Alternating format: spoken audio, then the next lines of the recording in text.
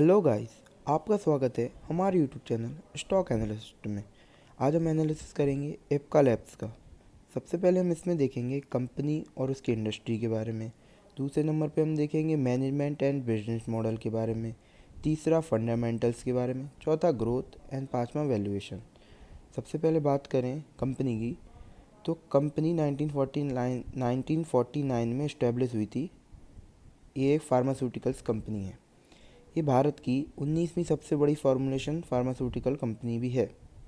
Company के पास 350 formulas हैं and 80 API है जो वो दुनिया भर में बेचती है। ये लीडिंग ब्रांड है पेन में, रियोमेथोलॉजी में, एंटी मलेरिया में and hair care therapy in India. और ये अपने प्रोडक्ट 120 कंट्रियों में बेचते हैं अक्रॉस 6 कॉन्टिनेंट्स, जो कि बहुत अच्छी बात है। अब हम इसकी सब्सिडरीज़ के बारे में जानेंगे कि कंपनी की क्या क्या ब्रांचेस और सब्सिडरीज़ हैं। सबसे पहले हम बात करेंगे इप्का फार्मास्यूटिकल, यूएसए में भी है इनकी ये, जिसमें इनकी 100% होल्डिंग है।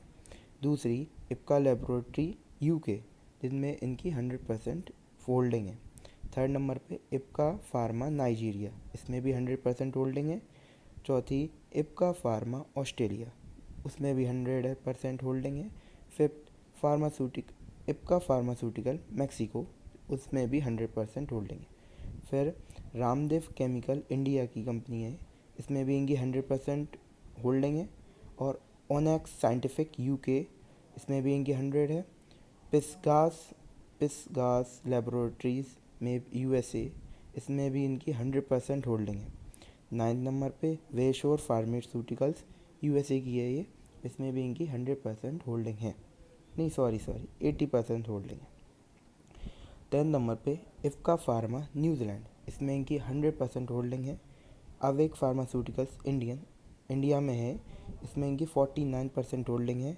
12 नंबर पे CPL सॉफ्टवेयर इंडिया की है, इसमें उनकी 28.95% होल्डिंग है। 30 नंबर पे ट्रॉफिक बैलेंस, ये भी इंडिया की है, जिसमें इनकी होल्डिंग 19.26 है। 14 नंबर पर जो आखिरी इनकी है कर्व्स बायोकेमिकल, ये भी इंडिया की है, जिसमें इनकी 39.69% होल्डिंग है।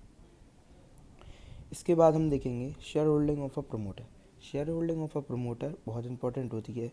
इससे आपको पता पड़ेगा कि प्रमोटर्स को अपनी कंपनी में विश्वास भी है या नहीं है।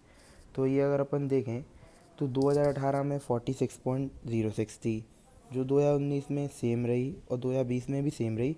बट 2021 में इन्होंने 46.26% कर ली है, जो कि एक अच्छी बात है। Share holding of F I की शेयर होल्डिंग ये बताएगी कि ये कंपनी में जो विदेशी निवेशक हैं उनको कॉन्फिडेंस है या नहीं। अगर कोई कंपनी में विदेशी निवेशक होते हैं तो वो कंपनी एक सिक्योर्ड होती है, क्योंकि विदेशी अच्छे से एनालिसिस करके ही पैसा लगाते हैं। तो 2018 में थी वो 17.05, फिर 2019 में हो गई 14.86, 2020 में हो गई 12.64, बट 2021 में हो गई वो 17.46, मतलब 17.46। अब हम डी की होल्डिंग की बात करें तो डी की होल्डिंग डी होते हैं भारतीय institutional investor, domestic institutional investor. तो उनकी होल्डिंग 2018 में 28.78% थी, जो 2019 में 24.84 हो गई, जो 2020 में 26.61 हो गई, और जो 2021 में 24.81 है, जो कि एक अच्छी वो है। अब हम बात करेंगे कि इनके एम्प्लॉयज़ कितने हैं और उनकी सैलरीज कंपनी क्या पेड करती है। इनके पास 14,651 एम्प्लॉयज़ हैं और ये उनको 921 करोड़ सैलरी देते हैं। ये डाटा मार्च 2020 का है। एक extra information, company 1.08% social corporate social responsibility में डोनेट करती है, जो कि एक अच्छी बात है। और कंपनी का जो R&D मतलब रिसर्च एंड डेवलपमेंट एक्सपेंडिचर है, वो कंपनी का 2.35% ऑफ द टर्नओवर है, विच इज़ एडिक्वेट, बस सही है। इसके बाद हम बात करेंगे इंडस्ट्री ये एक प्रकार से केमिकल इंडस्ट्री नहीं, सॉरी, फार्मास्यूटिकल्स इंडस्ट्री है। तो इंडिया फार्मास्यूटिकल इंडस्ट्री दुनिया में तीसरे नंबर पर है, अगर आप बात करो वॉल्यूम्स पे। और 14वें नंबर पर है अगर उसकी वैल्यू देखी जाए तो। जो ग्लोबल फार्मास्यूटिकल इंडस्ट्री है वो 5% CAGR से कंपाउंडेडली ग्रोथ हो रही है। जो इंडिया का डोमेस्टिक फार्मास्यूटिकल इंडस्ट्री है वो उसके पास 3000 ड्रग कंपनीज़ हैं और 10,500 से भी ज़्यादा मैन्युफैक्चरिंग यूनिट है, जो भारत को एक अच्छा फार्मास्यूटिकल इंडस्ट्री बताता है। चौथा, Indian pharmaceutical industry spend supply over. जो इंडियन फार्मास्यूटिकल इंडस्ट्री है वो 50% से ज़्यादा ग्लोबल डिमांड को वैक्सीन की ग्लोबल डिमांड को पूरा करता है, जिसमें 40% वो जेनरिक डिमांड इन US में करता है और 25% जो मेडिसिन की डिमांड है वो UK में पूरी करता है। इसके बाद Indian pharmaceutical company will expected to grow $100 billion by 2025। जो 2025 में जो हमारी टोटल फार्मास्यूटिकल इंडस्ट्री है वो $100 बिलियन तक जाएगी, जो कि एक अच्छी बात है। और जो हमारा डोमेस्टिक फार्मास्यूटिकल टर्नओवर है सेक्टर का, इंडस्ट्री का, तो वो 1.4 लाख करोड़ है। वो कब था? 2019 में, और इसका अपडेटेड नहीं हुआ डाटा। और एक और अच्छी बात कि जो इंडियन एक्सपेंडिचर है हेल्थ केयर में वो इंक्रीज कर दिया है 1.6 में। और 8वीं बात, medicine spending in India projected, मतलब अगले 5 सालों में जो भारत की एक्सपेंडिचर होगा मेडिसिन में, लोगों का मतलब दवाई खरीदने में एक्सपेंडिचर होगा, वो 9 to 12% बढ़ सकता है। तो अब हम बात करेंगे बिजनेस मॉडल के बारे में कि कंपनी अपना पैसा कैसे कमाती है। तो इसमें हम सबसे पहले देखें कि ब्रेकअप ऑफ सेल्स। कंपनी 72% अपने फॉर्मुलेशन से पैसा कमाती है बेच के, और API एंड इंटरमीडिएट से 27% पैसा कमाती है। सेकंड नंबर पे देखें तो कॉन्टिनेंट्स बाई एक्सपोर्ट, मतलब जो अपना सामान प्रोडक्ट एक्सपोर्ट करते हैं वो किन किन कॉन्टिनेंट में करते हैं। तो अफ्रीका में करते हैं 16%, अमेरिका में करते हैं 20%, जो यूरोप में इनका एक्सपोर्ट है वो 30% है, और जो सेंट्रल एशिया है उसमें 9%, एशिया में 18% एंड ऑस्ट्रेलिया में 7%। तीसरे नंबर पे हम बात करें तो कंपनी का टर्नओवर का कंपोजिशन, मतलब कंपनी किस से पैसा कमाती है। तो कंपनी 100% फार्मास्यूटिकल प्रोडक्ट बेच के ही पैसा कमाती है। चौथे नंबर पे हम बात करें तो कंपनी का एरिया वाइज रेवेन्यू कंपोजिशन है। इसका मतलब कंपनी 47.6% इंडिया में सामान बेचती है, और 52.3% आउटसाइड इंडिया में अपने प्रोडक्ट बेचती है। अब हम बात करेंगे मैनेजमेंट। कोई भी कंपनी में मैनेजमेंट सबसे इम्पोर्टेंट होता है। जैसे एक गाड़ी को इसका ड्राइवर ही चला सकता है अच्छे से, अगर ड्राइवर अच्छा होगा तो वो टूटी फूटी गाड़ी भी चला लेगा, और अगर ड्राइवर ख़राब है तो वो लैम्बोर्गिनी भी नहीं चला पाएगा। तो इसमें हम बात करेंगे ये मैनेजमेंट की टॉक्स के बारे में, जो उन्होंने एनुअल रिपोर्ट में कहा था 2020 की। तो इसमें ये पहले बता रहे हैं आउटलुक, रिस्क एंड कंसेंसस। सबसे तो मैं पढ़ूंगा और आपको समझाऊंगा। तो the Indian pharmaceutical industry globally respected. जो इंडियन फार्मास्यूटिकल इंडस्ट्री है वो ग्लोबली रिस्पेक्टेड है, और ये one of the most successful industry in the world है, and it contribute significant to the global health care by ensuring quality, accessibility and affordable generic medicine. ये दुनिया भर में को बहुत हेल्प करती है, health care, global health care को बहुत हेल्प करती है बाय अपने प्रोडक्ट बेच के, जैसे generic medicine around the global. और ये भारत की इकोनॉमी को भी बहुत इम्पोर्टेंट, भारत की इकोनॉमी को भी सपोर्ट करती है हमारी फार्मास्यूटिकल इंडस्ट्री। इसके बाद although economic woes of certain geographies are impending the pharmaceutical market growth, the outlook for the industry remain positive। जो ये बता रहे हैं कि इनका जो आउटलुक है, लॉन्ग टर्म आउटलुक है इंडस्ट्री का, वो पॉजिटिव है। देखिए वो तो दवाई तो इंसान खरीदेगा ही, तो ये इंडस्ट्री ग्रोथ ही रहेगी। The industry growth is driven ageing population and ever growing middle income group. ये बता रहे हैं अगर पॉपुलेशन बढ़ेगी और मिडिल क्लास की इनकम बढ़ेगी तो हमारे economic boosting demand for pharmaceutical, तो फार्मास्यूटिकल्स की ज़रूरत पड़ेगी। अब इन्होंने कोविड-19 के बारे में बात की है। कि कोविड-19 के लिए ये drug resistant infections, biological agent, immune therapy etcetera में रिसर्च एंड डेवलपमेंट कर रहे हैं और इंडस्ट्री को प्रोवाइड कर रहे हैं। More product in their drug pipeline and revenue growth streams. The Indian pharmaceutical market जो दुनिया में तीसरे नंबर का है, जैसे मैं बता चुका आपको, और India is the biggest provider of generic medicine. Internationally generic medicine में भारत इंटरनेशनली बहुत हेल्प करता है और भारत ये एंजॉय कर रहा है position in the world pharmaceutical sector. अब इसके बाद हम देखेंगे the country also has a huge talent pool and scientist having a capability to stir the industry forward as a great degree. तो ये बता रहे हैं कि जो हमारे साइंटिस्ट हैं और जो हमारे वर्कर्स हैं वो बहुत अच्छे हैं और वो आगे भी ऐसे इंडस्ट्री को बहुत हेल्प करेंगे। The cost efficiency also continue to create opportunity for Indian pharmaceutical industry in the global. जो भारत की दवाई हैं सबसे सस्ती मानी जाती हैं, मतलब सस्ती मानी जाती हैं दुनिया भर में, तो हमारा जो कॉस्ट एफिशिएंसी है वो भी हमें आगे हेल्प करेगा इंडस्ट्री को ग्रो करने में और कंपनी को ग्रो करने में। The Indian pharmaceutical industry is expected to outperform the global pharmaceutical industry and grow next couple of year emerge as the top 10 pharmaceutical market globally by absolute size. तो ये बोल रहे हैं जो हमारा इंडियन फार्मास्यूटिकल इंडस्ट्री है वो दुनिया भर की फार्मास्यूटिकल इंडस्ट्री को आउट परफॉर्म करेगा, मतलब उससे अच्छा परफॉर्मेंस देगा और अगले कुछ सालों में ये दुनिया की 10 सबसे बड़े फार्मास्यूटिकल मार्केट में आ सकता है। India is also the largest provider of vaccine and generic drugs in the global market. ये बता रहे हैं जो भारत है वो दुनिया में सबसे ज़्यादा vaccine and generic drug provide करता है। Indian pharmaceuticals company are focusing on global generic and API business. जो भारत का मेन कंपनीज़ हैं वो global generic and API business पे ही फोकस करती हैं और R&D activities contact research and manufacturing analysis में भी करती हैं।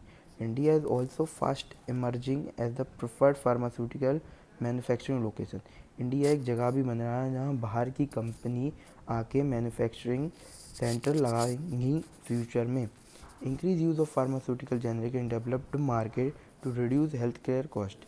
जो फार्मास्यूटिकल जेनरिक्स जो भारत बनाती है वो दुनिया भर के मार्केटों के लिए हेल्पफुल है।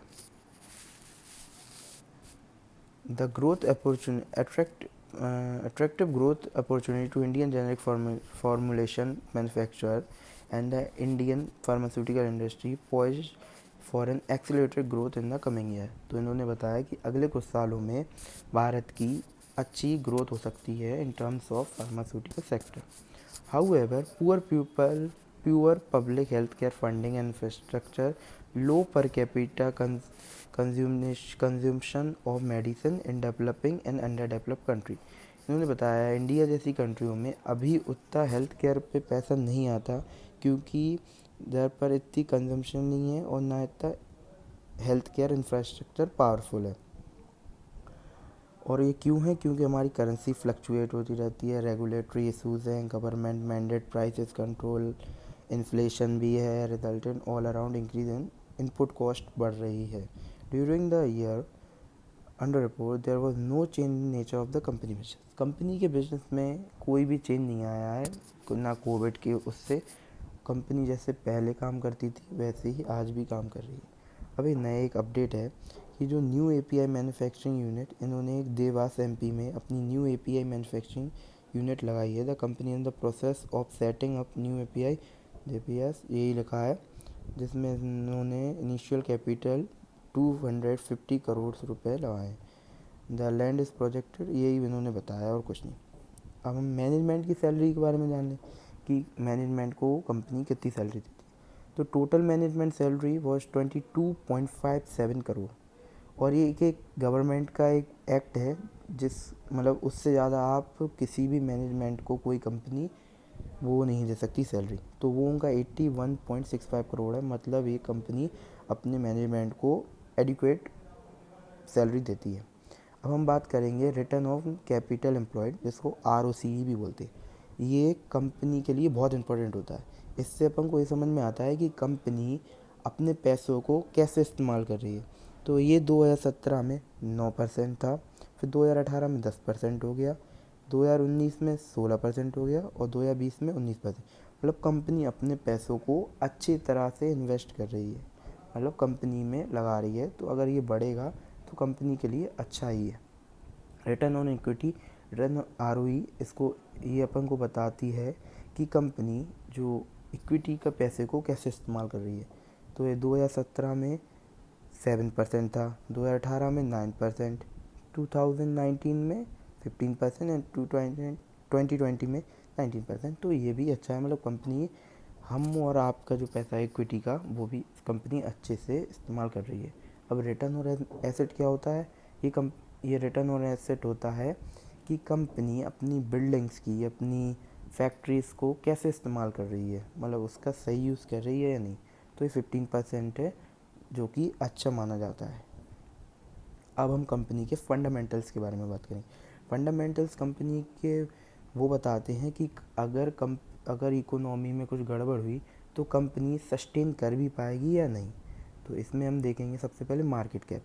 कंपनी का मार्केट कैप 26,855 करोड़ है, जो कि एक इसको मिड कैप कंपनी बनाती है। इसकी बुक वैल्यू 370 रुपीज़ है। इसका डेट टू इक्विटी 0.12 है।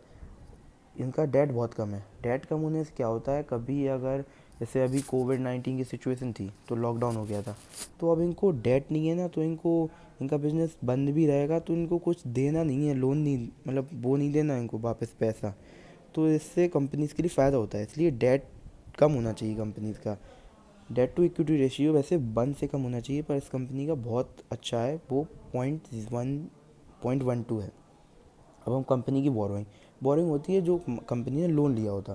तो 2017 में इसका लोन था 716 करोड़, 2018 में हो गया 628 करोड़, 2019 में हो गया 501 करोड़ एंड 2020 में हो गया 335 करोड़। मतलब कंपनी अपना लोन बहुत आसानी से घटा रही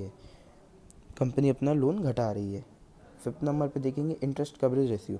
इंटरेस्ट कवरेज रेशियो वो होता है कि कंपनी लोन दिए हैं वो उसको, मतलब जो कंपनी का पैसा कितने अच्छे से आ रहा है। ये आपको जब देखना चाहिए जब कंपनी अपना लोन बढ़ा रही हो या कंपनी का लोन बहुत ज़्यादा हो। पर इंटरेस्ट कवरेज रेशियो 42.67 मतलब एडिक्वेट और गुड नंबर। अब हम कंपनी के रिजर्व्स देखेंगे। रिजर्व्स क्या बताते हैं कि अगर कंपनी कुछ पैसा साइड में रखती है, अगर कोई गड़बड़ हो जाए तो वो उससे अपना काम चलाए। तो 2017 में ये 2430 करोड़ था, जो 2018 में 2663 करोड़ हो गया, जो 2019 में 3097 करोड़ हो गया और जो 2020 में 3590 करोड़ हो गया, जिससे कंपनी अपने रिजर्व बढ़ा रही है, मतलब ये अच्छी कंपनी है। अब कंपनी के हम एसेट्स की बात करेंगे। तो कंपनी के एसेट 2017 में 3960 करोड़ थे, जो 2018 में 4116 करोड़ हो गए और जो 2019 में 4549 करोड़ हो गए और जो 2020 में 5258 करोड़ हो गए। कंपनी अपने एसेट बढ़ा रही है, मतलब कंपनी ग्रो हो रही है। अब हम बात करेंगे लाइबिलिटीज़ का। वैसे लाइबिलिटीज़ तो मैंने नॉर्मली वाली ली हैं, तो वो एसेट और लाइबिलिटीज़ आपको पता है बैलेंस शीट में बराबर है। अगर आपने इस कंपनी में देख लिया है कि इसकी बोरोइंग गिर रही है, तो आप लाइबिलिटीज़ को इग्नोर भी कर सकते हैं। अब हम बात करेंगे contingent liabilities. Contingent liabilities company का वो लाइबिलिटीज़ होती हैं जो उनको फ्यूचर में शायद देनी पड़ जाए। जैसे कंपनी का कोई केस चल रहा है, अगर वो हार जाएगी, एग्जांपल बोल रहा हूँ, हार जाए तो उसको कुछ पैसा देना पड़ेगा, जो कि कंपनी की कंटीजेंट लाइबिलिटी 2.19 करोड़ है, जो बहुत कम है, कोई दिक्कत की बात नहीं है। इसके बाद हम देखें करेंट रेशियो। करेंट रेशियो क्या होता है? रेशियो है जिसमें हम टोटल एसेट, जो कंपनी के टोटल एसेट होते हैं, उसको डिवाइड करते हैं टोटल लाइबिलिटीज़ से।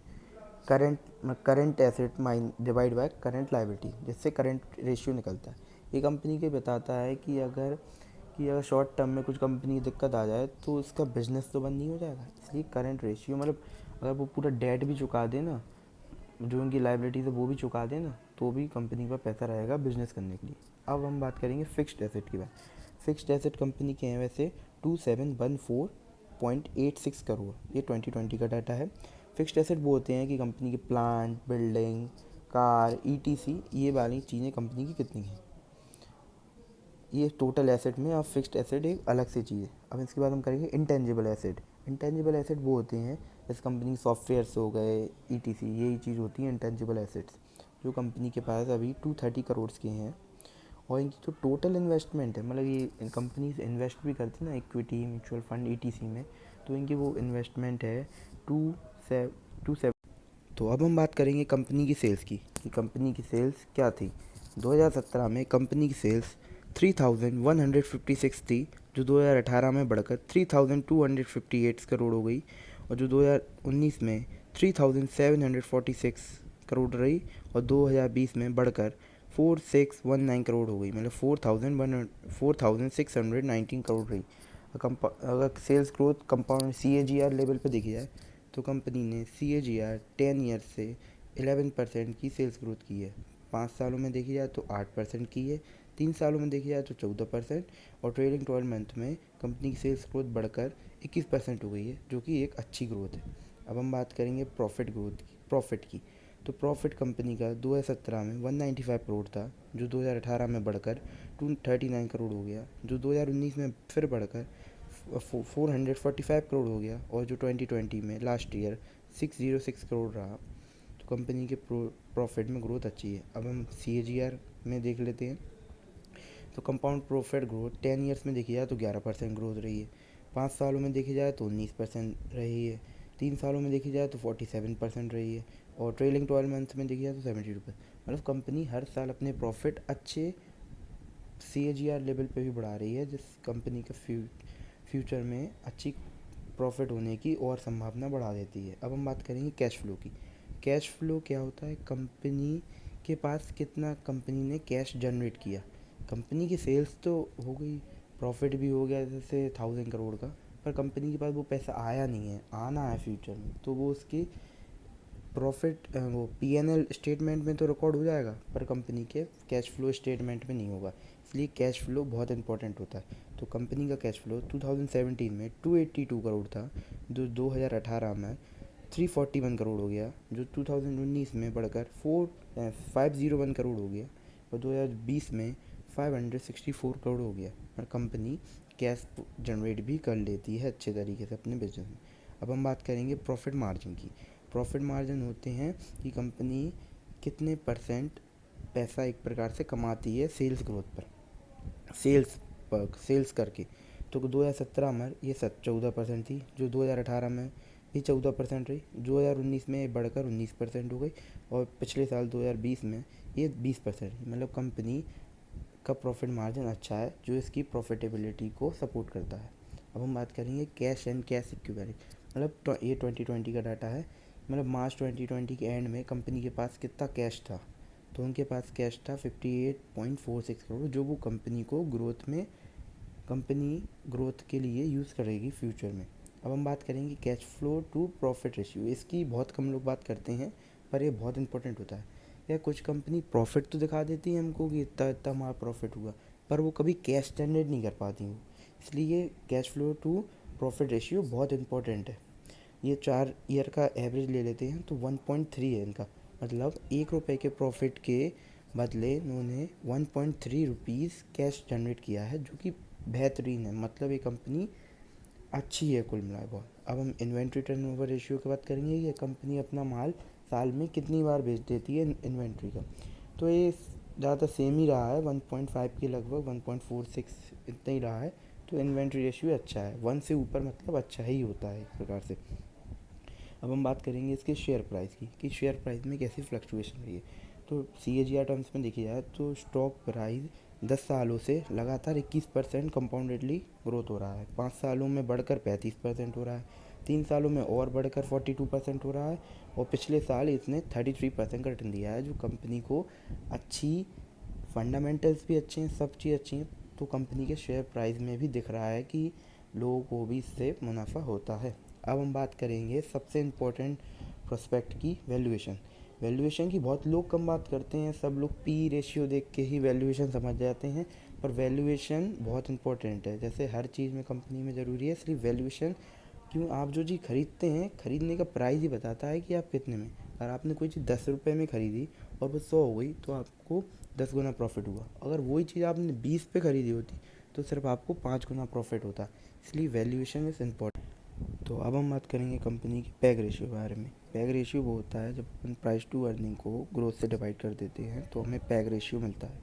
पैग रेशियो कंपनी का 1.3% है, मतलब मार्केट भी इसको हायर वैल्यूएशन प्रोवाइड करता है क्योंकि कंपनी अच्छी है। अब हम इसके बाद बात करेंगे price to book value.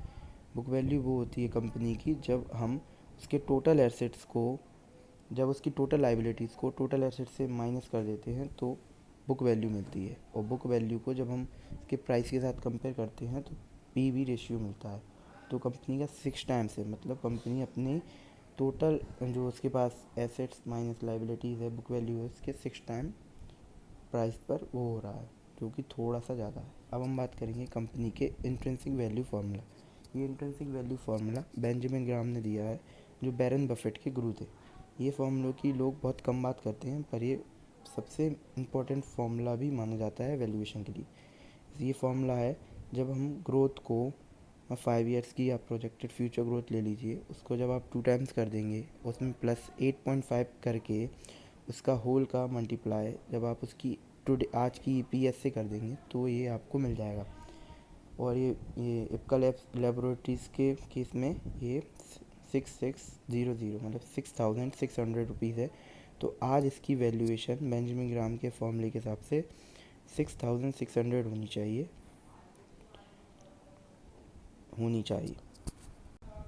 So thank you for watching this video. I think you like this video. Share with your friend and keep support us. अगर आपको ये वीडियो अच्छी लगी हो तो आप हमारे ब्लॉग पेज पे जाके भी ये पढ़ सकते हैं, हम लिंक डिस्क्रिप्शन में दे देंगे। Thank you for watching this video again.